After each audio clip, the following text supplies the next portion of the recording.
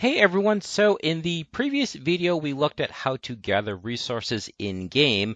Now we're going to take those resources and have the player be able to build structures. But to build a structure, that means you need to build individual blocks. So I've added two new models. Actually, these are prefabs. I already turned them into prefabs. The models are in the model folder there and there. I skipped that step because I don't want to waste your time. You've already seen it multiple times. You just drag the model into the scene, unpack, separate, delete the unnecessary parent, add a box collider, and then drag that from the scene to the asset area. That turns it into a prefab. Again, already shown that multiple times. Don't want to waste your time going through it again. So I've already turned the models into prefabs. So what we want to do, I'm just going to drag one of these into the scene for demonstrative purposes. We want you to be able to click on a block, and rather than destroying it, we want you to be able to place a block exactly on top of it. So what that means, we actually want to know the X and the Z coordinates because we want those to be matched up, because remember, this is a three-dimensional grid. But the Y coordinate, the up and down, we want to be able to place it exactly on top of this block. And this gets into what I was saying in the previous videos about using a consistent size for blocks.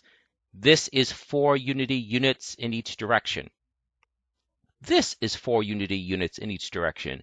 This is 4 Unity units in each direction. So in other words, I know that if I want to place a block exactly on top of this, it's just y plus 4. So whatever the y coordinate for this is, it's just going to be 4 higher. So let's delete that because that was just for explanation purposes.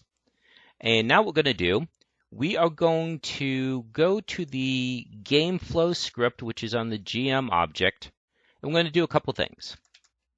We are going to create another variable, so public static, and this will be a vector 3. And this will be build POS, so build position. So what's going to happen when we click on a block, what's going to happen, we want to grab that X, Y, and Z coordinates, like I just said, and then be able to build the block on top of it, okay? So we need to do a couple things. We need to be able to toggle between build and destroy mode. That will probably be undone in a later video. But again, we just want to get into the basics of building. So I'm going to just put in a temporary solution where a key press changes what build mode we're in. So what we'll do is in the start, sorry, not the start section, that would only happen once. In the update section, we'll say if get key, sorry, I'm getting ahead of myself. Input, we have to say that we're looking for input. If input dot get key down, and get key down, if I recall correctly, is true only once, and that's when the key first gets pressed. So we want this to happen just once. And we want to use space. I believe it's all lower cases. So curly brackets, you do not want this in the curly brackets, although we could actually technically get rid of this soon because this was just to make sure that the gathering was working. So if you press space, then what we'll do, we will put this into a build mode. Well, in this case, build mode is just check any variable. So we'll do public static, and we'll say this will be a string, and we'll just call it which mode, and it will start off as G for gather, or B. We'll change it to bead for build. I suppose it could just start as build, but I want to make sure that the toggle works because, again, long term, we're going to have to put a toggle into place. So what we're going to do, we're going to say if the space is pressed, then which mode is equal to B for build. You can spell out build if you feel like it. Just remember, The longer you make a value, the more likely you're going to type the wrong value in later on. So this just gives us a quick and easy way to toggle at least in one direction. We don't have a way of reversing it, but that's fine.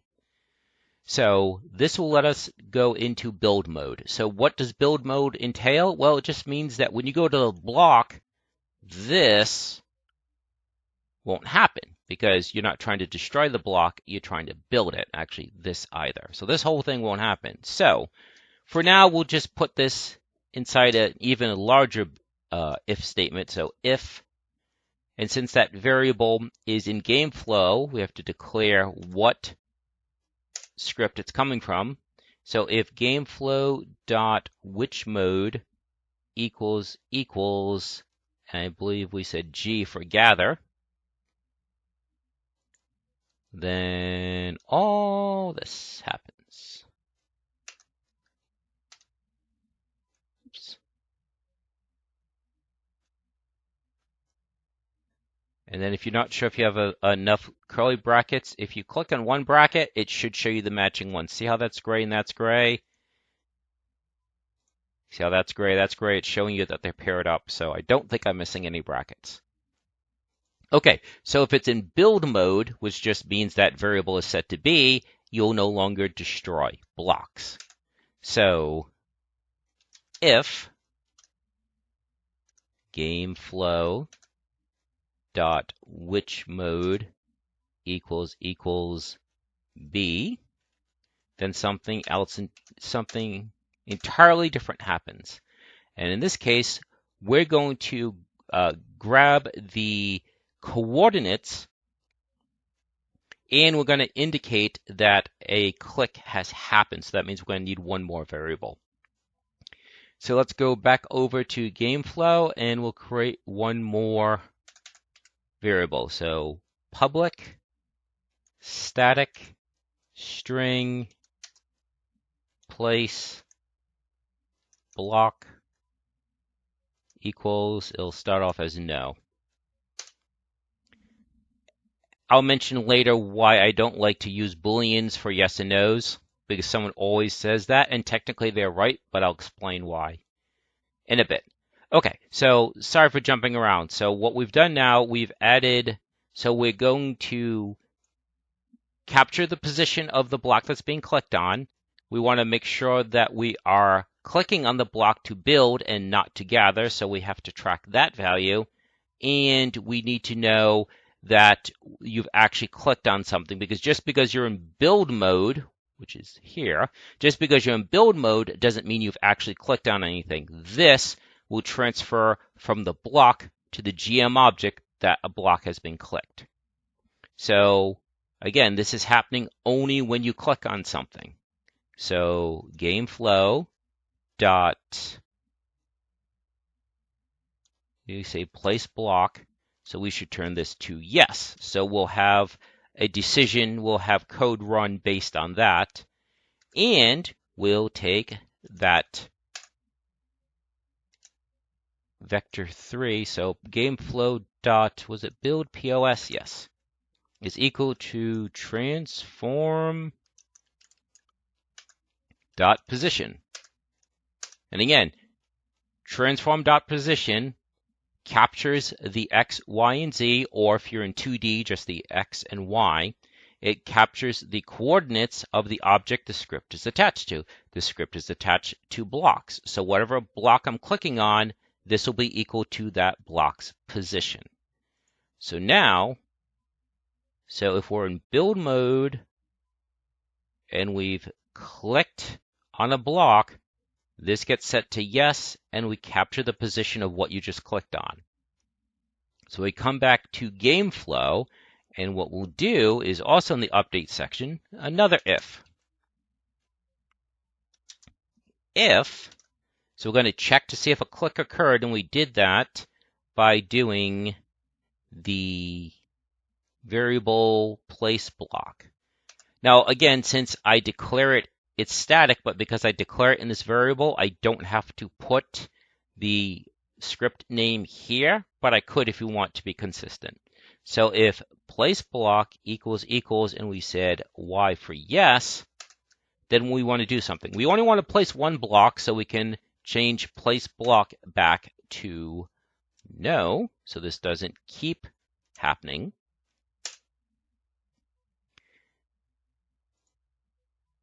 So for every frame, the GM object is going to check to see if place block is equal to yes, if y, sorry. If place block is equal to y, if it is, then set it back to n. That way what happens here only happens once per click. And then what we're going to do, we're going to instantiate an object. So we need to create a new variable. So public transform, and let's call this brick block.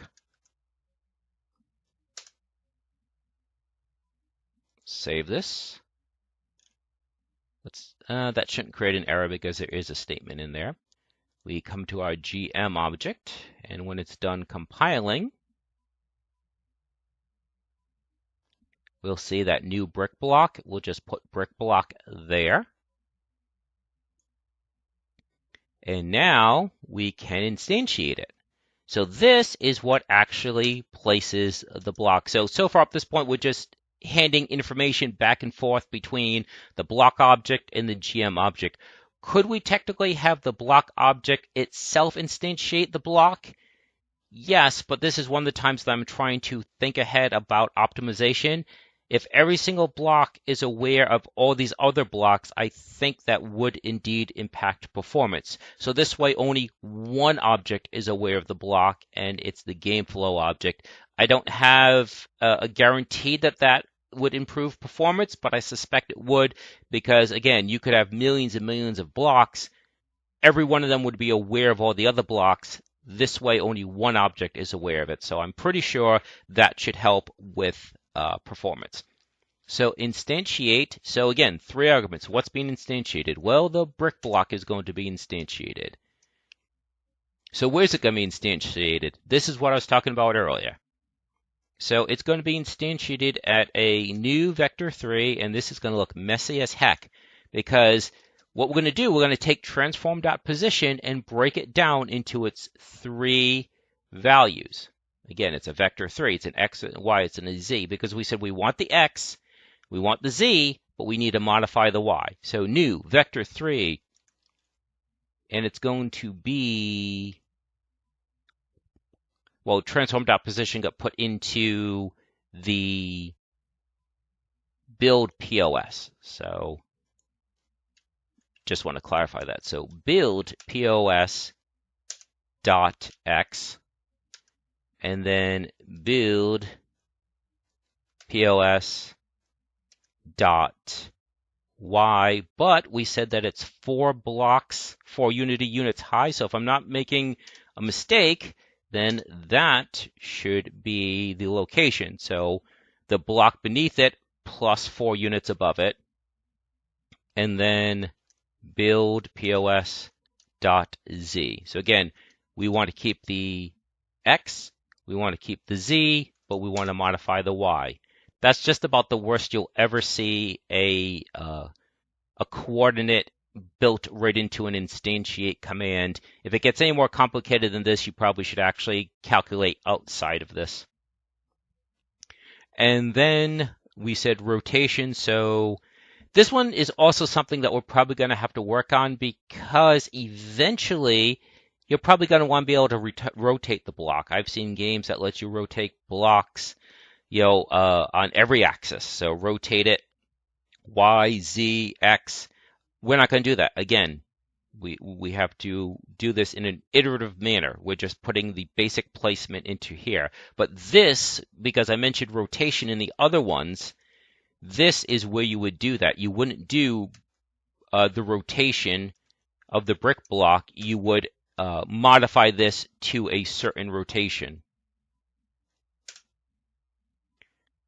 So it looks messy, but I believe we walked through it. Again, it's the 3 standard arguments. What is being instantiated, where it's being instantiated, and the rotation of the object that's being instantiated.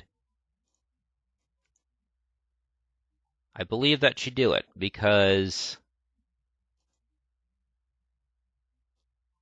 first of all, we need to put into build mode. So if space is pressed, then this gets set to B. If that is set to B, then if you click on a block, again, this script is attached to the blocks, then this variable gets set to yes, and we capture the position of the block that you just clicked on. This detects that place block has been set to yes, Y, whatever. Changes it back to no so we don't spawn a bunch of blocks. We want to spawn just one block, and then instantiates the brick block at that position. Okay. Let's compile.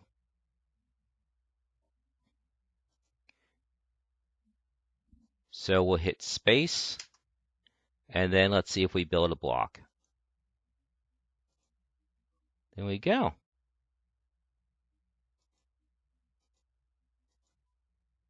I think the reason why it's not clicking here is because look at the angle. We know that the tree has a box collider around it, so I bet when I'm clicking on this, when I'm clicking here, it's actually seeing me click on the tree because of the angle. Because everything else is just fine. So I'm pretty sure that's going on. And that's a good example where you don't realize that something is in your way, but there is indeed a box collider here. So like if I clicked really close here, I might be able to get it, but I'm not too worried about it. Everything else looks like it is lined up exactly. And you can see it's lined up exactly. So if we do this one more time, but we dig first. So let's dig that, we'll dig a hole, we'll dig a hole, dig that,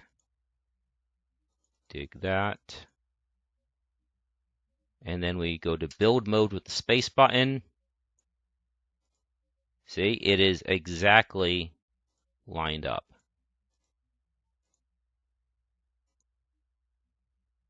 And again, even though I was trying to click here, I actually clicked over to the edge here. But this also isn't a great angle.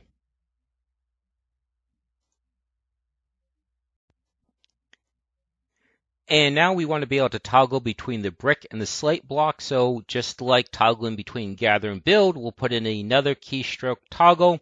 And this will be temporary. This is just to get the functionality into the game. Later on, we can look at coming up with a proper user-friendly solution to toggle between objects. You're probably going to click on a block in your inventory system, that kind of thing.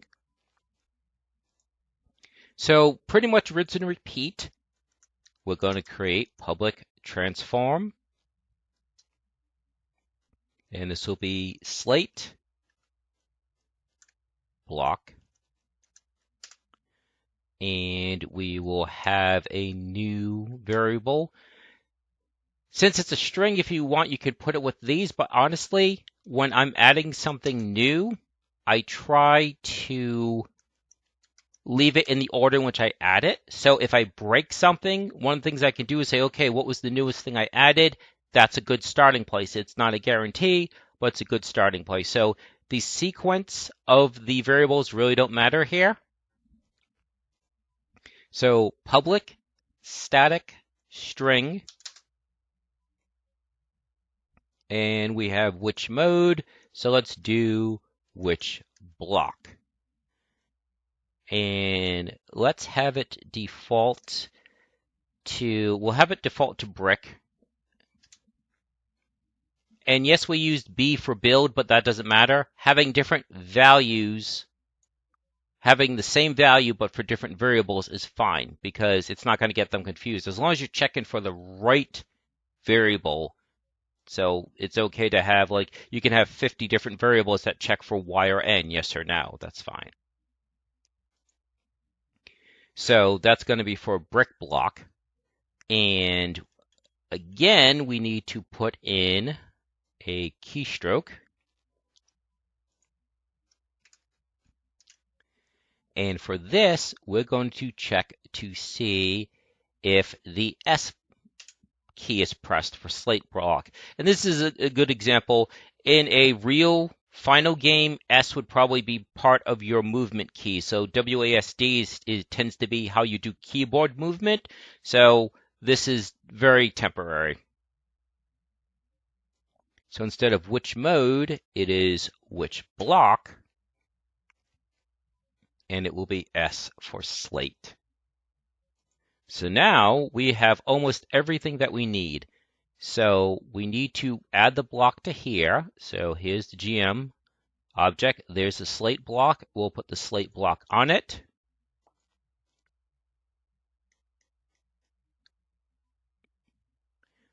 Let's now, in our place block section, so by default, if this says place block, it places the brick block.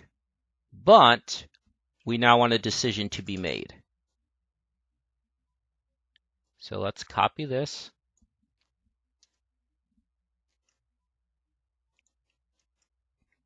And instead of brick block, this will be slate block with slate block's rotation. Let's see if I missed anything else.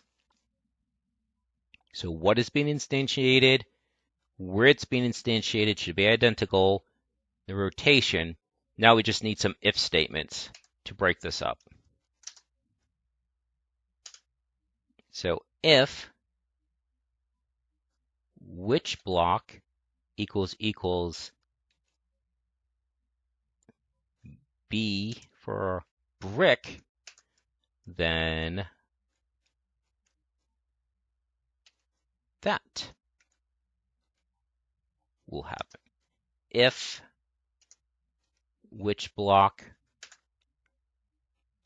equals S for slate, then the slate block will be built.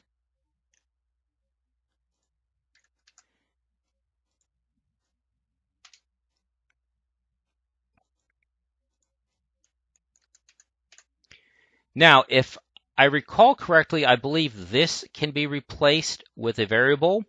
So you could potentially have just one instantiate statement, and what would happen is this would be replaced with a variable and its value would be changed. But then you're swapping out a bunch of variables as opposed to just having an instantiate command. So 6 one way, 1/2 dozen the other. You might be able to, again, make this simpler, but when like I said, when I'm first explaining this, I like to have nice, clear logic. If that variable is equal to that, that happens. If the same variable is equal to that instead, then this other thing happens. Really clean logic. Okay, if I didn't forget anything, that will instantiate the other block. And just pressing S isn't enough. That will leave us in the gather mode. So let's make sure we didn't break anything. So let's gather a few things. So there's a tree, there's rock, crystal, dig a few holes. All right, so now what we want to do, we want to press, let's press space and it should build a brick. And now if I press S, it should build a slate. There you go.